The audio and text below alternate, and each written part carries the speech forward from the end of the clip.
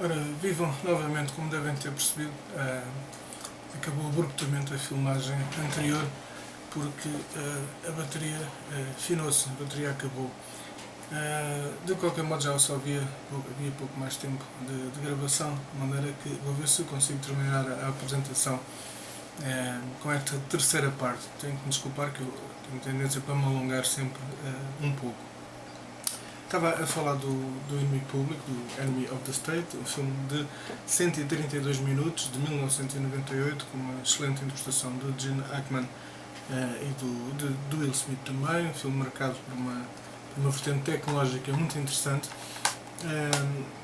que mostra o grau de vigilância a que os cidadãos podem estar sujeitos e o grau de manipulação que o poder, quando seja um poder corrupto, consegue fazer relativamente aos cidadãos, consegue praticar relativamente aos cidadãos. É curioso que o Tom Cruise foi convidado para protagonizar este filme, mas estava a fazer o Eyes Wide Shut com o Stanley Kubrick e, obviamente, com a sua mulher então, Nicole Kidman, a sua mulher ainda então. O Mel Gibson também esteve pensado, e é giro que o Will Smith, embora faça aqui um bom papel, ele próprio confessou que teve alguma dificuldade em conter os seus ímpetos cómicos num filme que se pretendia com um grande dramatismo. E é curioso notar, embora o filme seja realmente um filme de ação, se pode dizer que é bastante dramático também, é aqui além temperado com alguns momentos bem dispostos que se devem sobretudo ao Will Smith, mas sem nunca cair em exageros. A seguir vou-vos falar de um vídeo musical, não vou fazer aqui agora um interregno entre os filmes, de um vídeo musical que fez o Tony Scott com o George Michael, e foi em 1999. E então este vídeo musical tem o George Michael praticamente sempre no mesmo sítio, mas com os grandes planos de vez em quando, mas eu foco aqui, não se pode dizer que seja uma curta.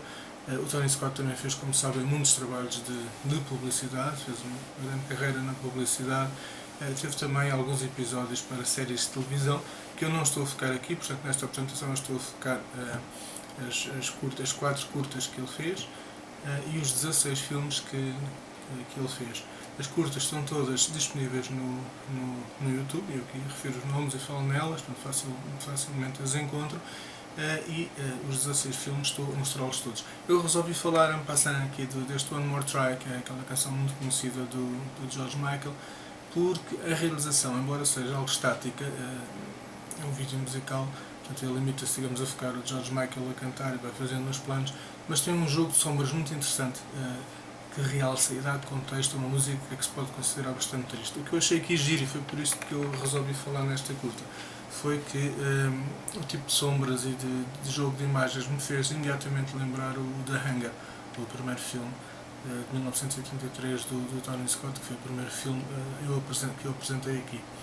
E seguidamente vamos para o 11º filme do Tony Scott, que é o filme Spy Game. O Spy Game é o filme Jogo de Espiões em português. É um filme de espionagem fantástico, tem o Brad Pitt, o Robert Redford e a Catherine McCormack nos principais papéis, entre outros, obviamente. Esta é a chamada edição platina, como a edição refere. É uma edição que tem uma série de opções especiais, embora haja uma edição simples que não tem tantos extras como esta, mas tem também bastantes extras. Aliás, pensava que a edição platina era uma edição com 2 DVDs, mas não, é uma edição com apenas um DVD. Este filme foca muito bem os jogos de sombras dos políticos e até de interesse que está por trás de determinadas ações que nunca ficam muito bem explicadas, nem em relação às quais o público tem bastantes conhecimentos.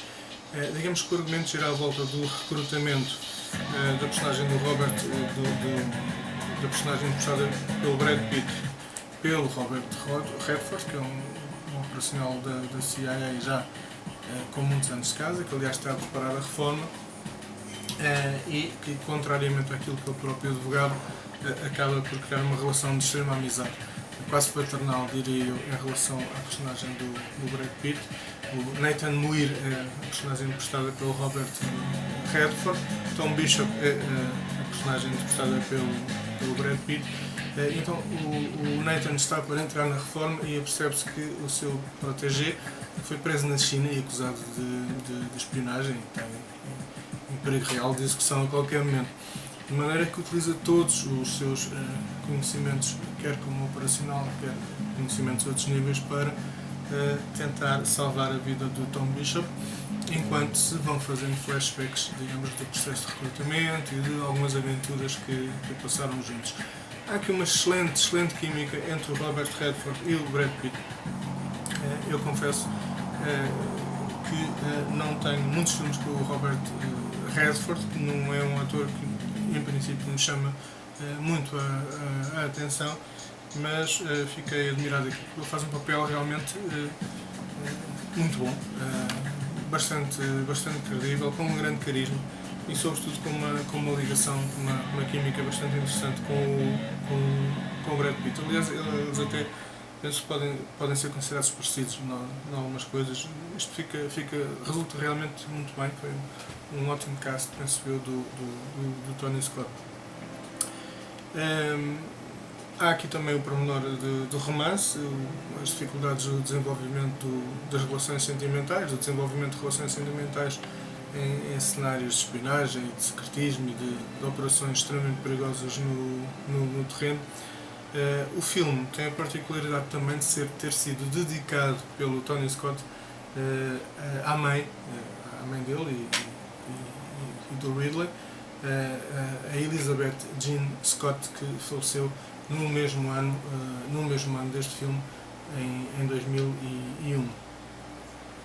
O próprio Tony Scott, achei interessante isto, faz um pequeno cameo no filme, aparece apenas alguns segundos, quando a personagem do Nathan Muir entra numa das vezes no seu gabinete. O Tony Scott tem um chapéu vermelho. Achei muito bonita a homenagem deste filme à mãe, a Elizabeth Jean Scott. Mãe, aliás, do Tony Scott, que em pequeno, quando ele era pequeno, o pai dele era coronel, era militar, eles viajavam muito.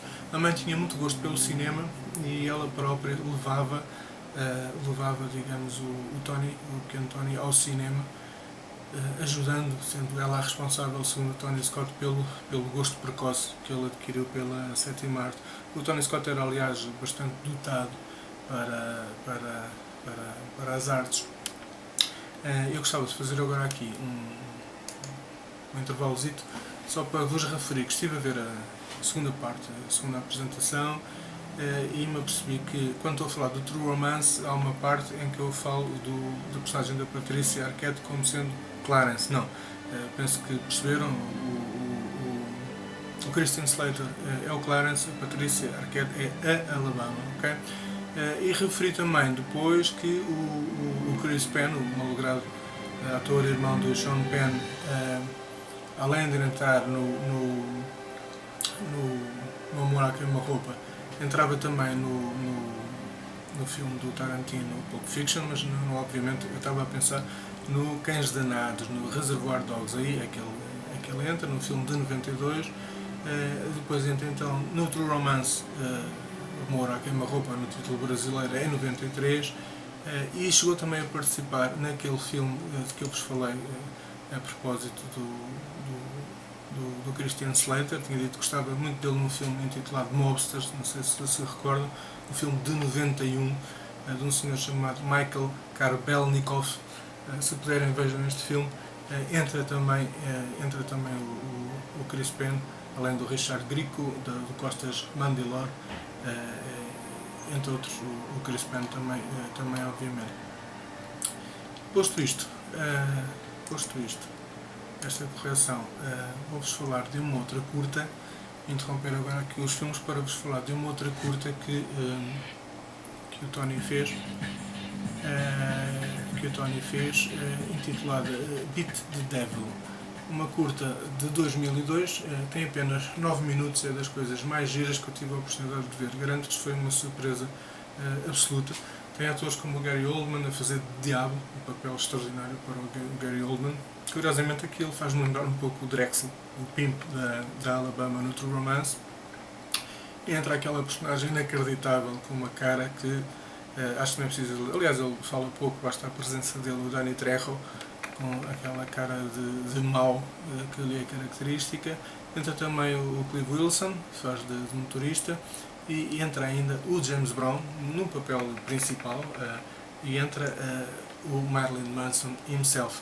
Aliás, um dos momentos mais giros da curta é precisamente uma boca que o diabo diz ao seu ajudante a propósito do Marilyn Manson, que é das coisas com mais sentido de humor que eu tive a oportunidade de ver nos últimos tempos. A curta tem 9 minutos, tal como as outras, está disponível no YouTube, é fácil de encontrá-la, e vocês têm que ver isto se gostam deste tipo de humor e sobretudo das personagens, dos atores que eu referi. Então uma curta com uma originalidade e um humor absolutamente espantosos. Digamos que o argumento anda à volta do facto do James Brown, ele mesmo, portanto, ter tido o seu sucesso devido a um pacto que fez com o diabo quando era novo, só que ele anda a tentar encontrar o diabo novamente, que é o Gary Oldman, porque não se lembra, desde que não se lembra quando o encontra, de ter visto no contrato que ia ficar velho, portanto, e quer então fazer uma renegociação do contrato. Há uma corrida de carros fabulosa, há sobretudo um sentido de humor muito peculiar, muito original, muito bem conseguido na minha opinião. E há também, portanto, é mais uma dupla, é mais um exercício daquela técnica do Tony Scott, de imagens que sugerem realmente uma grande velocidade, uma espécie de vertigem e um certo surrealismo também em termos de visionamento. Tem que ver Beat the Devil, que é a curta de 2002, tem apenas 9 minutos, mas é uma autêntica pérola na obra do Tony Scott, que vocês não podem mesmo perder. E depois temos então o 12º filme, do Tony Scott, que é nada mais nada menos do que o famoso Man on Fire.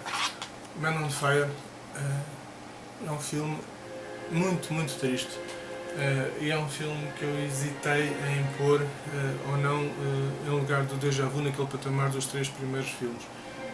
Optei pelo Déjà Vu porque, sinceramente, o tema do Déjà Vu é algo que me é bastante querido. É o tema do regresso, viagens no tempo, possíveis regressos no tempo e os paradoxos temporais que daí derivam. Mas o que eu vos posso dizer é que se em vez de 3 filmes eu tivesse resolvido escolher 4, este estaria lá. O Homem em Fúria, Man on Fire, é um filme dramático. É também a segunda colaboração do Denzel Washington com o Tony Scott. O Denzel Washington faz aqui o papel de John Creasy, que é um ex-operacional da CIA, desencantado com a vida, com problemas vários de álcool, com nítido desejo de morte, a quem Rayburn, o seu amigo, oferece a oportunidade de conseguir um serviço de guarda-costas de uma menina que é nada mais nada menos do que a Dakota Fanning, filha de um rico industrial. Depois a menina acaba por ser raptada e o Denzel Washington larga aquela imagem que durante a primeira parte do filme tem, a imagem um bocado cansado, desencantado com a vida, e por isso simplesmente torna-se numa máquina de matar perfeitamente assassina, que quase podia ser um Terminator, mas com requintes de malvadez e sem cair em grandes exageros físicos. Portanto, é mesmo frio, objetivo e com um grau de execução em termos de performance dura fantástica. Há aliás uma cena em que um dos bandidos que ele executa é tirado do carro de uma ribanceira, que me fez lembrar uma cena parecida do Corvo, com o malogrado, o filho do Brandon Lee, o filho do Bruce Lee. Essa cena fez-me lembrar uma cena que se passa também. Portanto, cenas com uma violência gráfica mesmo, e requintes de malvadez bastante indescritíveis. Tem mesmo que ver este filme, que é extraordinariamente violento. É um dos temas mais bonitos do filme também, uma das coisas mais bem conseguidas do filme, a meu ver, é a nítida progressão em termos de afeto entre o John Creasy e a Pita, que a Pita é a personagem interpretada pela Dakota Fanning, e também entre o John e a Lisa. Lisa é a mãe da Pita, interpretada pela atriz Radha Mitchell. Foram, aliás, cortadas duas cenas de sexo do filme, uma do Tony, do John Creasy com a Lisa, e outra da Lisa com o marido. A meu ver, bem, porque sinceramente não acho que o filme ganhasse nada com cenas de sexo. Não é que eu tenha alguma coisa contra cenas de sexo, mas acho que não fazia grande sentido. Não fazia sinceramente grande sentido aqui. Eram perfeitamente dispensáveis. A conclusão, aliás, é que o próprio Tony Scott acabou por chegar também. O marido da Radha Mitchell é um tipo com bastante carisma também, interpretado pelo ator Mark Anthony. E o Rayburn é o Christopher Walken, nada menos nada mais do que o Christopher Walken, que é o amigo do John Creasy no filme. Entra também o Mickey Rourke, que é uma das personagens podem ser consideradas emblemáticas também de um determinado tipo de cinema. Cenas de violência enorme, uma grande componente dramática e uma excelente interpretação do Denzel Washington, que aqui assinala a sua segunda participação com o Tony Scott. Ele tem cinco participações, 5 filmes, em 5 filmes dos 16 que o Tony Scott realizou ele entra. Há um pormenor muito giro aqui, para terminar, em relação a este filme, que é o facto do casting ter sido perfeitamente acidental. Portanto, o Tony Scott e o Denzel já não se viam desde o Crimson Tide, desde o filme Crimson Tide. Encontraram-se na sala de espera de um médico, curiosamente. Íamos ao médico e encontraram-se na sala de espera, começaram a falar dos projetos, e o Tony Scott tinha visto na noite anterior a Dakota Fanning no filme I Am Sam, e tinha ficado muito bem impressionado e decidiu na hora fazer o filme com a Dakota Fanning e mais uma vez contratar o Denzel Washington, e ainda bem que o fez. O Denzel Washington tem aqui uma das interpretações mais bem conseguidas, penso eu, da sua carreira. Eu geralmente gosto sempre muito das interpretações dele. Esta é uma das melhores interpretações que eu vi dele. É um filme muito triste, mas é um filme muito bonito também ao mesmo tempo. Eu aconselho sinceramente a que o vejam. E depois vamos então falar de mais uma curta. Vou-vos apresentar, digamos, mais uma curta do Denzel Washington, uma curta muito estranha. É a sua última curta, é de 2004, chama-se Agent Orange. Tem apenas 5 minutos. São 5 minutos onde se passa, digamos, uma história no metropolitano, e relata uma breve história de amor e as tentativas desesperadas de um jovem interpretado pelo Christopher Carlin de chamar a atenção de uma jovem que é a jovem dos seus sonhos, que é interpretada pela Jessica Stan, que é uma rapariga que tem a particularidade de estar sempre vestida de laranja. Portanto, há um pormenor no metro, ele salva um peixinho da rapariga, e depois ele próprio se veste de laranja e anda a tentar encontrá-la no metro, indo sucessivamente às estações onde pensa que ela pode estar, e às vezes vendo mas do outro lado do cais. Portanto, toda a curta é uma tentativa de ele a voltar a encontrar e estabelecer uma relação com ela. É uma curta onde, mais uma vez, o Tony Scott usa e abusa, no bom sentido, daquela técnica de sobreposição e vertigem, de imagens vertiginosas que acabam também por dar uma sensação, uma espécie de vertigem, de surrealidade que eu já vos falei. E depois entramos então no 13º filme, do 13º filme realizado pelo Tony Scott, que é o Domino. E o Domino é um filme que tem a particularidade de ser um filme baseado numa história real, que é uma coisa que me agrada muitíssimo. Portanto, a Domino Harvey existiu mesmo e era uma jovem, em 2005. Neste filme de 127 minutos vemos algumas das aventuras que teve a oportunidade de viver.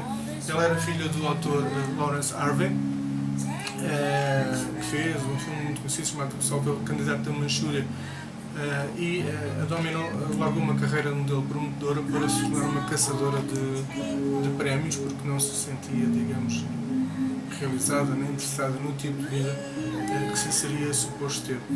Tristemente, a verdadeira Domino Harvey, que era obviamente uma pessoa com alguns problemas, embora muito jovem, faleceu durante a rodagem deste filme com uma overdose, mas aparece, pode ser vista nos extras. É muito curioso porque os extras mostram a Domino Harvey, que é aliás muito parecida pela Keira Knightley, e personifica muito bem, parecida mesmo em termos fisicamente. Ela faleceu, o Tony Scott e o Mickey Rourke, que também entra no filme, estiveram presentes no seu funeral. O Mickey Rourke é, digamos, o mentor, chefe da equipa de caçadores de prémios, e personifica aqui Ed Mosby, que é, digamos, a personagem que é baseado na vida real de um senhor chamado Ed Martinez.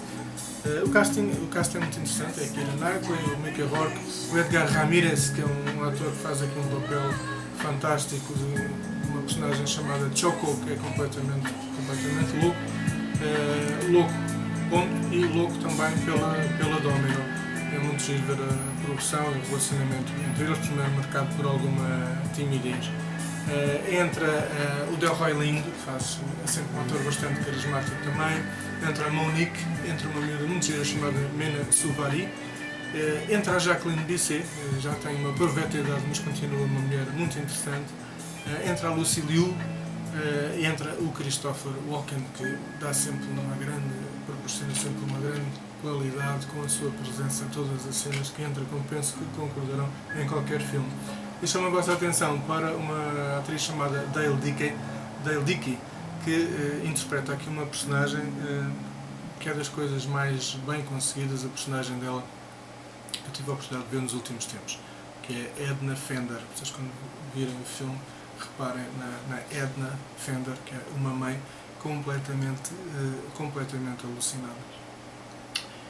É muito giro que depois, mais no fim do filme, eu tive a certeza quase que ele só podia ser o Tom Waits, e era mesmo. Portanto, o Tom Waits aparece também no filme num pequeno papel, embora num papel bastante carismático e com bastante significado.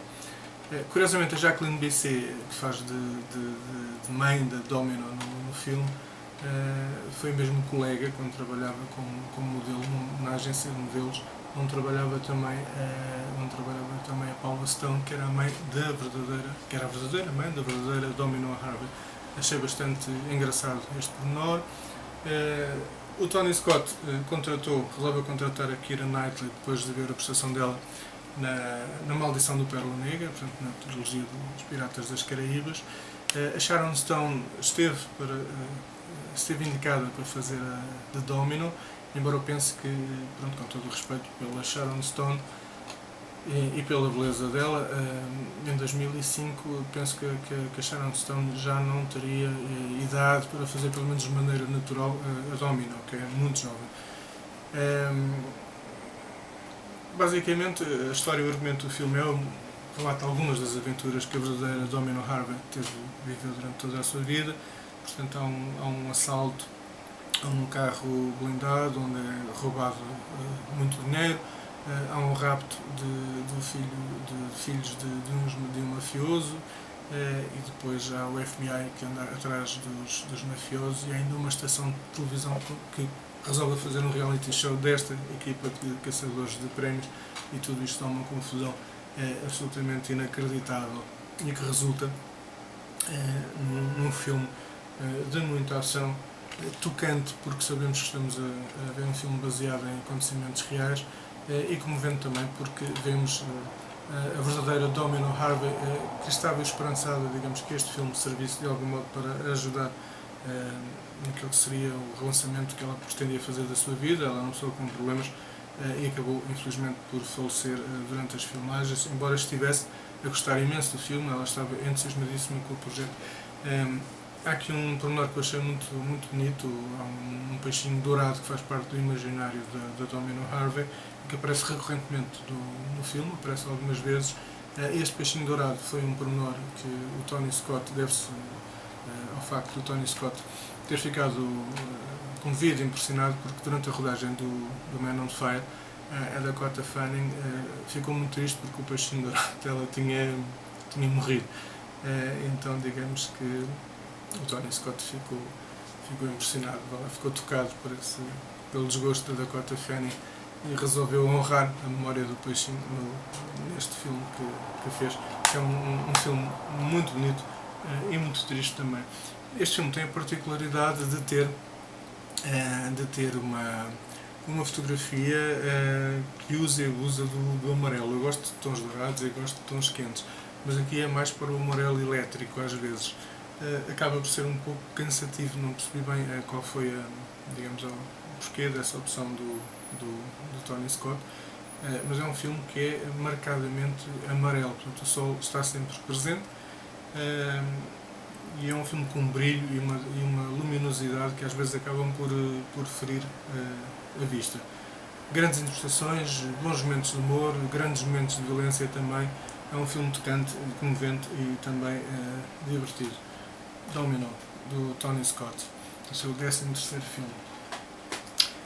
E passamos então para aquele que é um filme, um dos meus 3 filmes preferidos do Tony Scott, se eu tivesse que escolher apenas 3.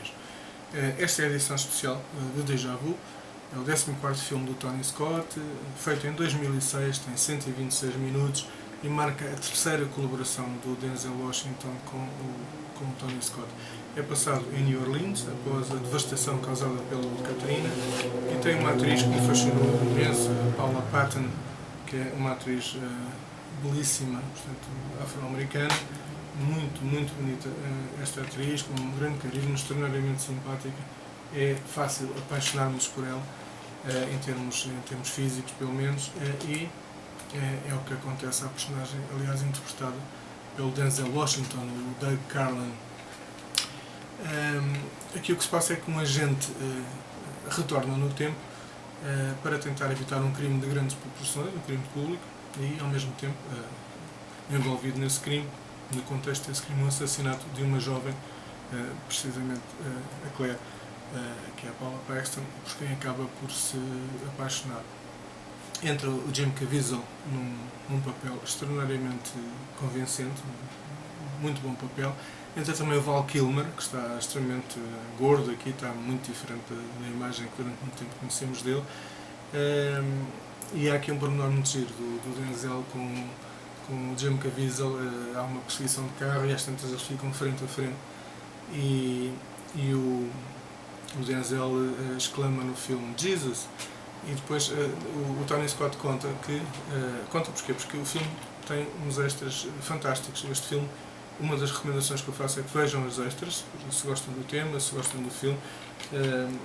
São 2 horas e meia de extras, completamente legendados, com o Tony Scott a explicar imensas coisas interessantíssimas em relação ao filme, algumas das quais eu vou relatar aqui. Esta é uma delas.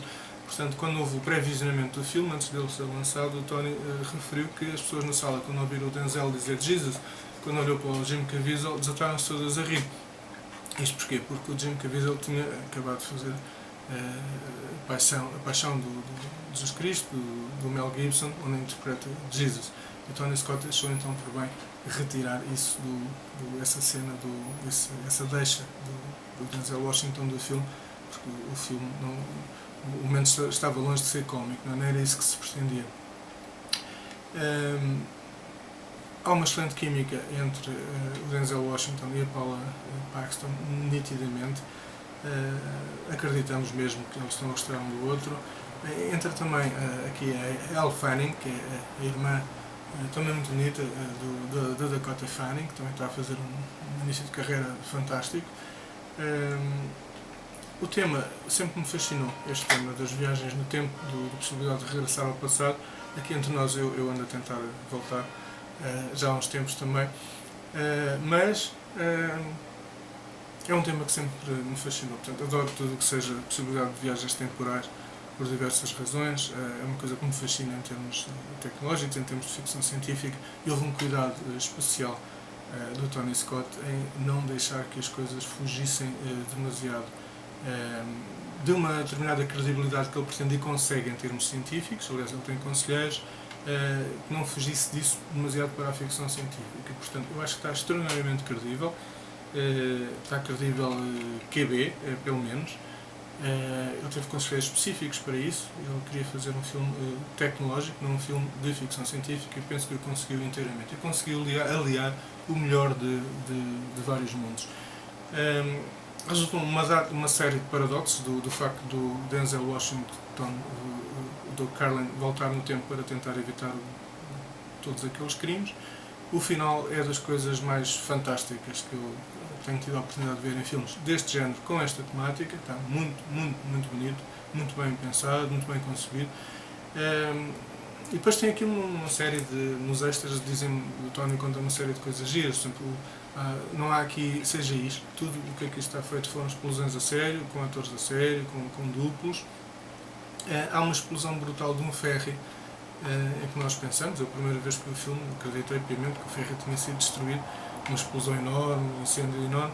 O ferry não foi destruído, eles utilizaram uma técnica em que cobriram os diversos convés com chapas de aço e técnicas de explosão em que deflagravam para cima a explosão. Portanto, o ferry foi destruído, falsamente destruído no filme, continua a navegar, o Tony Scott referiu. Há outros pormenores já não tão bonitos, mas impressionantes. Por exemplo, o New Orleans está sempre com cheias e os cemitérios ficam todos abaixo do nível do mar. Portanto, uma coisa que me impressionou francamente foi o facto de dizerem, quando há cheias, geralmente há cadáveres que ficam a boiar, o que é algo do mais tétrico que se passa na vida real, e que parece que é um filme de terror, não é? O filme tinha sido previsto fazer em Long Island, mas o Tony pensou em fazê-lo em New Orleans, como modo também de ajudar alguns habitantes da comunidade, empregando-os após o furacão Katrina, além de, obviamente, também aproveitar muitas cenas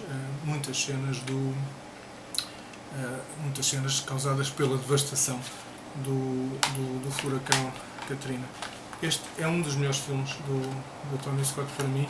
É um filme que eu recomendo vivamente, sobretudo se gostam de viagens no tempo, sobretudo se gostam de ficção científica, de viagens no tempo, se gostam do Denzel Washington, se querem conhecer a Paula Paxton, que merece a pena ser conhecida, se gostam do Val Kilmer e do Jim Caviezel, e sobretudo se gostam de um filme muito bem conseguido e muito bem concebido em termos de argumento. É um filme que eu já revi uma série de vezes e estou sempre com vontade de o rever novamente. Muito bom filme. E agora eu vou encerrar aqui esta terceira parte. Faltam só 2 filmes, digamos, do Tony Scott, mas está mesmo a acabar o tempo. Como eu vos referi, esta câmara só para mim gravar 4 GB, de maneira que eu vou aproveitar para rever as 3 apresentações, mais daqui a um bocado, ver se me esqueci de mais alguma coisa que vos gostasse de dizer, e depois vou então falar dos últimos 2 filmes realizados pelo Tony Scott, e para acabar a apresentação. Até já!